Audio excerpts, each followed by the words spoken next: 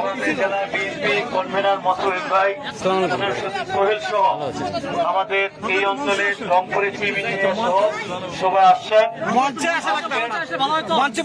সবাই এখানে আপনাদেরকে এই পরিদর্শন গুলো করে গেলাম, ঠিক আছে, পরিদর্শন করে গেলাম এবং সেক্ষেত্রে এইখানে আমাদের সর্বোচ্চ 10টি মনে হয় আমাদের প্রকল্প হাজার, তাই না? আমার ইঞ্জেকশন খেলা কই 10টা না, মোট কয়টা? গত বছর মিলাই দেওয়া হয়েছে, ঠিক আছে। সহনীয় পর্যায়ে নিয়ে যেতে চাই, এই পর্যায়ে আমরা জিরো ট্রলে নিয়ে যাবো। মনে করি যে আমাদের এখানে জিরো বাড়তে হবে। আমি এমপি সাহেবকে বলছি, আমাদের একজন ইঞ্জিনিয়ারকে বলছি, এবং এখানে ইউনিয়ন সমিতি বলা আছে, প্রত্যেকে আপনারা 2 জন করে প্রতিনিধি দিবেন।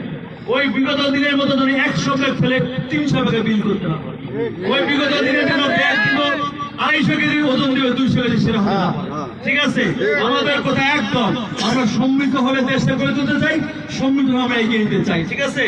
ইনশাল্লাহ আপনারা সমৃদ্ধ ভাবে আমাদের সেই সহযোগ করবেন এবং ইনশাল্লাহ আমরা একটি মানবিক বাংলাদেশ গড়ে তুলতে চাই, যার মধ্য দিয়ে আমরা একসঙ্গে বসবাস করব এবং আমাদের নেতৃত্ব থাকবে প্রতিযোগিতার, প্রতিহিংসার নয়, ঠিক আছে?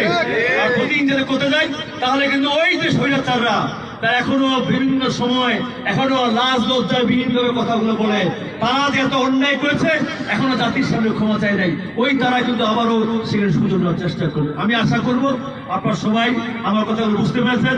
আমাদের সময় স্বল্পতা, এই জন্য আমাদের এমপি মহোদয় 3 জন এমপি আছেন, আমাদের আরো জেলা বিএনপি নেতৃবৃন্দ আছেন, জামাত ইসলামের নেতৃবৃন্দ থাকতে পারেন, আমরা আরো কথা বলার সুযোগ দিলে ভালো হতো। কাজে আপাতত আমি আমার পক্ষ না বাড়িয়ে ইনশাল্লাহ দোয়া করবেন। ইনশাল্লাহ মুই ভাই এর মানুষ, এর থেকে সোয়াই হিসাবে ইনশাল্লাহ বড় দাবি আছে আপনাদের পাশে থাকার, এবং আমার দাবি রেখে গেলাম যে আপনাদের পাশে থাকবো এবং সবাইকে আমার মন্ত্রণালয়ের চায়ের দাওয়াত দিয়ে গেলাম। সময় সুযোগ থাকলে অনেকে আসবেন, অনেকে আমাকে টেলিফোন করেন, আমি চেষ্টা করি কথা বলার জন্য। অনেক সময় ফোন ধরতে পারি, মিটিং ফিটিংয়ে হোয়াটসঅ্যাপে মেসেজটা দিবেন, তাহলে আমি সেটা রেসপন্স করবো, ঠিক আছে? এই কথাগুলো বলে আপনাদের সবাইকে ধন্যবাদ কৃতজ্ঞতা জানিয়ে এবং আপনাদের ভাঙন রোধের জন্য যা যা করণীয় আমাদের মন্ত্রণালয়ের পক্ষ থেকে প্রত্যেকটা কাজ ইনশাআল্লাহ বাস্তবায়ন করবোই। বাংলাদেশ জিন্দাবাদ। আসসালামু আলাইকুম। মানে তাদেরকে বাড়ি ঘর করতে হবে, তাই না? আমরা কিছু কিছু এলাকায় সেটা তৈরি করেছি। আপনাকে একটা জিনিস বুঝতে হবে, বারবার যে কথাটা আমাদের সরকার কেবল 4 মাস শেষে 5 মাস শেষ হলো, এখনো যদি আপনারা সব চান তাহলে কি আমাদের সম্ভব, তাই না? দেখেন 5 মাস যায় নাই, এই যে আমাদের রেজিস্ট্রেশন রাস্তা নেমে গেছে, তারেক রহমানের সঙ্গে পতন চাই। আরে ভাই দেখেন না, 2-4 বছর দেখেন কি কই না, তাই না? আপনি তো বুঝতে পারে দিলেন নাই, 17 বছর ধরে দেশটা কি হাল হয়েছে, তাই না? সরকারের স্থায়ী কোনো সমাধানের কি কোনো আমাদের বলছিল 2টা প্রকল্প হাতে নিয়েছি, এইখানে আমরা 2টা প্রকল্প হাতে, একটা প্রায় 1000 কোটি, একটা 900 কোটি। এইগুলো করলে তখন আমাদের ব্লক দিয়ে করবো, তখন স্থায়ী আমাদের সমাধান হবে। আমাদের ডেজিংটা হচ্ছে কি আমাদের নৌপল্য মন্ত্রণালয়, আমাদের সেখানে বেসিল মাইকে বলছে, আমরা সেইগুলো আমি যে আন্তঃ মন্ত্রণালয় সভা হয় প্রায় সময়, আমাদের বিশেষ করে পানি সম্পদ মন্ত্রণালয়, এইচডি মন্ত্রণালয়, কৃষি মন্ত্রণালয়, আমাদের সড়ক পরিবহন মন্ত্রণালয় এবং নৌপল্য মন্ত্রণালয়, সেইসব মন্ত্রণালয় ধরে আমরা এই কথাগুলো তুলে ধরি এবং সেইভাবে পদক্ষেপ নেওয়ার চেষ্টা করি এবং সেইভাবে পদক্ষেপ নেওয়া হবে। যেহেতু আমার দায়িত্ব কর্তব্য আছে এই অঞ্চলের মানুষ হিসেবে এবং মাননীয় প্রধানমন্ত্রী সরাসরি নির্দেশনা আছে, ঠিক আছে? এখানকার আমাদের মহিলা সংসদ আছে, আমাদের এমপি সাহেব আছে, আমাদের বিশেষ সাহেব আছে, সবাই মিলে আমরা ইনশাআল্লাহ পদক্ষেপ নিই। ধন্যবাদ। যাদের বাড়িঘর ধ্বংস হয়েছে আমরা সেখানেও আমাদের ডিসি মহোদয়কে আমরা তালিকা করতে বলেছি, ইউনিয়ন মহোদয়কে তালিকা দিয়েছি। আমরা সেইভাবে সঠিক মানুষটা যেন, সেই পানিবন্দী মানুষটা, সেই ভাঙন কবিত মানুষটা যেন আমাদের সহযোগিতাগুলো আমাদের সরকারের যে আমাদের যে ত্রাণ থেকে যে সহযোগিতা দেবো সেই সহযোগিতা তার হাতে পৌঁছে, সেই জন্য আমরা কাজ করছি। এবং আমাদের তালিকা সম্পূর্ণ হলে ইতিমধ্যে আমাদের দুর্যোগ ত্রাণ মন্ত্রণালয়কে মাননীয় প্রধানমন্ত্রী দায়িত্ব দিয়েছেন, নির্দেশনা দিয়েছেন, ইনশাল্লাহ তাদের ইনশাল্লাহ সহায়তা করা হবে। ধন্যবাদ। ঠিক আছে, মাননীয় প্রধানমন্ত্রী উনি তাগাদা দিয়েছেন, নির্দেশ দিয়েছেন যেন বিশেষ করে কুড়িগ্রাম, গাইবান্ধা, লালন উত্তরাঞ্চলে আমাদের তিস্তা নদী বলি, ব্রহ্মপুত্র বলি, বাঙালি বলি, আমাদের পূর্ব ধনা বলি, যত নদী আছে, কটুয়া বলি, পাথারা বলি, যত নদী আছে, কোন নদী বিশেষ করে আগাম বন্যা, পরে বন্যা, অতিবৃষ্টি যে কোনো ভাবে হোক, যদি এই এলাকার জন্য কোনো নদী ঘর বাড়ি এবং মসজিদ, মন্দির, ইমারত, স্কুল, কলেজ, বাজারঘাট এবং বাড়িঘর জন্য নদীতে বিলীন না হয়ে যায়। ইতিমধ্যে আমাদের এখানে কুড়িগ্রাম জেলায় 2টি প্রকল্প নেওয়া হয়েছে। একটি হচ্ছে 1000 কোটি টাকা, আরেকটি হচ্ছে 800+ 900 কোটি টাকার কাছাকাছি। এই 2টা প্রকল্প যদি আমরা বাস্তবায়ন করতে পারি, তাহলে এই কুড়িগ্রাম মানুষের যে দীর্ঘদিনের কষ্ট, সেই দুর্ভোগ, সেই বন্যার সময় বলেন, অতিবৃষ্টির সময় বলেন, চিরদিনের জন্য স্থায়ী সমাধান হয়ে যাবে। এই প্রকল্প 2টার ব্যাপারে আমিও সজাগ আছি, মাননীয় প্রধানমন্ত্রীও সজাগ আছেন। সেই ক্ষেত্রে আপাতত আমরা যেন এই আপৎকালীন সময়ে আমাদের জন্য আর কোনো বাড়িঘর ভাঙন না হয়, প্রতিষ্ঠান ভাঙন না হয়, এই জন্য আমরা কিন্তু জরুরি ভিত্তিতে আমরা এখানে অনেকগুলো প্রকল্প নিয়েছি। এই কুড়িগ্রাম জেলায় প্রায় 93টি প্রকল্প আমি নেওয়ার ব্যবস্থা করেছি এইবারের জন্য। 93টি। ইতিমধ্যে আমাদের 26টা বাদে বাকি প্রত্যেকটা আমাদের প্রকল্প বাস্তবায়ন হয়ে গেছে বা হওয়ার শেষে।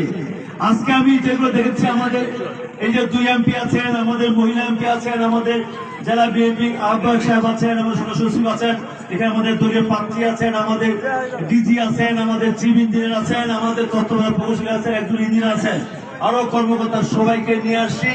সরজমিনে ঘুরে দেখতেছি এই 26টার বাইরেও আরো কোন জায়গা আছে নাকি যে এমার্জেন্সি ভিত্তিতে আরো নতুন করে সেখানে আমাদের জিও ব্যাগ দিয়ে সেখানে আমাদের ভাঙন রোধ করা যায়। ঠিক আছে, কাজে আপনারা ইনশাল্লাহ আস্থা রাখবেন, বিশ্বাস রাখবেন। একটা জিনিস মনে রাখবেন, আমি সব ক্ষেত্রে এখানে বলি, এই যে নদী ভাঙন হয়, আর কি বিএনপি লোক দেখে? হ্যাঁ, জামাত লোক দেখে? এনসিপি দেখে? ইসলামী আন্দোলন দেখে? নদী কিন্তু কোন লোক দেখে না, কোন দল দেখে না, কোন মত দেখে না, সবার বাড়িঘর ভাঙে নিয়ে যায়। আমাদের প্রিয়তা, আমাদের বর্তমান মাননীয় প্রধানমন্ত্রীর কথা একটাই, আমরা সরকার গঠন করেছি, অতএব এই সরকারে আমাদের যত সমস্যা আছে, কথা আছে, আমরা সংসদে সমাধান করব। কিন্তু মানুষের কল্যাণের জন্য আমরা বিএনপি, জামাত, সমস্ত দল একসঙ্গে ঐক্যবদ্ধ হয়ে কাজ করব। কারণ আমাদের পদে পদে মনে রাখতে হবে, 71 স্বাধীনতা যুদ্ধ যেমন হয়েছে, আমাদের 24-এ আরো একটি মহাযুদ্ধ হয়েছে। যে যুদ্ধের মধ্য দিয়ে আমাদের হাজার হাজার আমাদের ছাত্র, যুবক, শ্রমিক, দিনমজুর, এমনকি শিশু পর্যন্ত সেখানে শহীদ হয়েছে। 30,000-এর মতো আমাদের নেতা কর্মী, সাধারণ মানুষ সেখানে কেউ পঙ্গু হয়েছে, কেউ অন্ধ হয়েছেন, কেউ এখনো কিন্তু জীবন যুদ্ধে সংগ্রাম করছেন। কাজে আমাদের সেটা ভুলতে হবে না, আমরা ভুলবো না, আমরা সম্মিলিত হবে।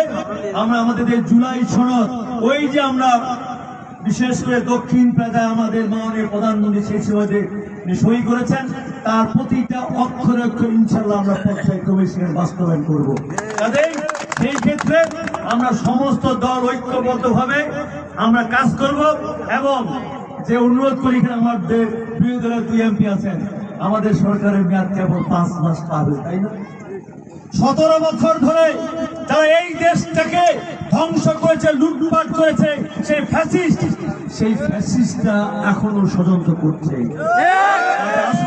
ঐক্যবদ্ধ হন, ওই ফ্যাসিস্টরা, ওই স্বৈরাচারীরা আর নতুন কোন ষড়যন্ত্র করে আমাদের এই যে নতুন গণতন্ত্র পেয়েছি, নতুন স্বাধীনতা পেয়েছে 24শে জুলাই, সেটাকে যেন কোনো নস্যাৎ করতে না পারে। তাই আমি অনুরোধ করবো, আমরা আশা করি এইখানে আমাদের ভাঙন রোধ হবে, প্রকল্প হবে, এখানে সর্বস্তরের মানুষ সেখানে উপকার পাবে। আমরা কি কাজ করলাম, কি কাজ করলাম না, 4.5 বছর আবার নির্বাচন হবে, সেই নির্বাচন মোস্তফাই দাঁড়াবে, আমাদের প্রার্থী দাঁড়াবে, আবার একসঙ্গে জোটও হতে পারে, অনেক কিছু হওয়া সম্ভব, তাই না? তখন আপনারা যাকে ভোট করেন সে আবার এমপি হবে, আমরা যাকে ভোট দেবেন সে মন্ত্রী হবে, তাই না? আমরা সেটা চিন্তা করি না, আমাদের চিন্তা একটাই, এই 17 বছর ধরে যেটা আমাদের দেশটাকে শেষ করা হয়েছে, ধ্বংস করা হয়েছে, গণতন্ত্র থেকে শুরু করে প্রত্যেকটা জায়গায় চুরি করে শেষ করা হয়েছে। এই জন্য মাননীয় প্রধানমন্ত্রী কয়েক জায়গায় ঢাকা বিশ্ববিদ্যালয়ে বলেছেন যে আমরা আপাতত দুর্নীতিটাকে সহনীয় পর্যায়ে নিয়ে যেতে চাই। এই পর্যায়ে আমরা 0 টলারেন্সে নিয়ে যাবো। মনে করি যে আমাদের এখানে জিও ব্যাগ দেবে, আমি এমপি সাহেবকে বলছি, আমাদের একজন ইঞ্জিনিয়ারকে বলছি, এবং এখানে ইউনো সাহেবকে বলা আছে প্রত্যেকে আপনার 2 জন করে প্রতিনিধি দিবেন। ওই বিগত দিনের মতো ধরে 100 ব্যাগ ফেলে 300 ব্যাগে বিল করতে না পারে। ওই বিগত দিনের জন্য ব্যাগ দিব 250 কেজি, ওজন দেবে 200 কেজি, সেটা হতে না পারে। ঠিক আছে, আমাদের কথা একদম, আমরা সম্মিলিত ভাবে দেশের গড়ে তুলতে চাই, সম্মিলিত ভাবে আমরা এগিয়ে নিতে চাই। ঠিক আছে, ইনশাল্লাহ আপনারা সম্মিলিত ভাবে আমাদের সেই সহায়তা করবেন এবং ইনশাল্লাহ আমরা একটি মানবিক বাংলাদেশ গড়ে তুলতে চাই, যার মধ্য দিয়ে আমরা একসঙ্গে বসবাস করব এবং আমাদের নেতৃত্ব থাকবে প্রতিযোগিতা, প্রতিহিংসার নয়। ঠিক আছে, আর প্রতিহিংসা করতে যাই তাহলে কিন্তু ওই যে স্বৈরাচাররা তারা এখনো বিভিন্ন সময় এখনো লাজ লজ্জায় বিভিন্নভাবে কথাগুলো বলে, তারা যে এত অন্যায় করেছে এখনো জাতির সামনে ক্ষমা চাই নাই, ওই তারা কিন্তু আবারও সেখানে সুযোগের চেষ্টা করবে। আমি আশা করব আপনার সবাই আমার কথাগুলো বুঝতে পেরেছেন। আমাদের সময় স্বল্পতা, এই জন্য আমাদের এমপি মহোদয় 3 জন এমপি আছেন, আমাদের আরো জেলা বিএনপি নেতৃবৃন্দ আছেন বা জামাত ইসলামের নেতৃত্ব থাকতে পারেন, আমরা আরো কথা বলার সুযোগ দিলে ভালো হতো। কাজে আপাতত আমি আমার বক্তব্য না বাড়িয়ে ইনশাল্লাহ দোয়া করবেন। ইনশাল্লাহ মুই ভাই এর থেকে মানুষ, এর থেকে সবাই হিসাবে ইনশাল্লাহ বড় দাবি আছে আপনাদের পাশে থাকার, এবং আমার দাবি রেখে গেলাম যে আপনাদের পাশে থাকবো এবং সবাইকে আমার মন্ত্রণালয়ে চায়ের দাওয়াত দিয়ে গেলাম। সময় সুযোগ থাকলে অনেকে আসবেন, অনেকে আমাকে টেলিফোন করেন, আমি চেষ্টা করি কথা বলার জন্য। অনেক সময় ফোন ধরতে পারি, মিটিং ফিটিং এ হোয়াটসঅ্যাপে মেসেজটা দিলেন, তাহলে আমি সেটা রেসপন্স করবো। ঠিক আছে, এই কথাগুলো বলে আপনাদের সবাইকে ধন্যবাদ কৃতজ্ঞতা জানিয়ে এবং আপনাদের ভাঙন রোধের জন্য যা যা করণীয় আমাদের মন্ত্রণালয়ের পক্ষ থেকে প্রত্যেকটা কাজ ইনশাআল্লাহ বাস্তবায়ন করবো। বাংলাদেশ জিন্দাবাদ। আসসালামু আলাইকুম। যেহেতু ভাই আমি হচ্ছে ইফতিকার লোক, ঠিক আছে, মোর বাড়ি হচ্ছে পোশাকর, ঠিক আছে, সেই ক্ষেত্রে আমার দায়িত্ব কর্তব্য হচ্ছে যে এলাকাগুলো যেন আমরা ভাঙন থেকে রক্ষা করতে পারি।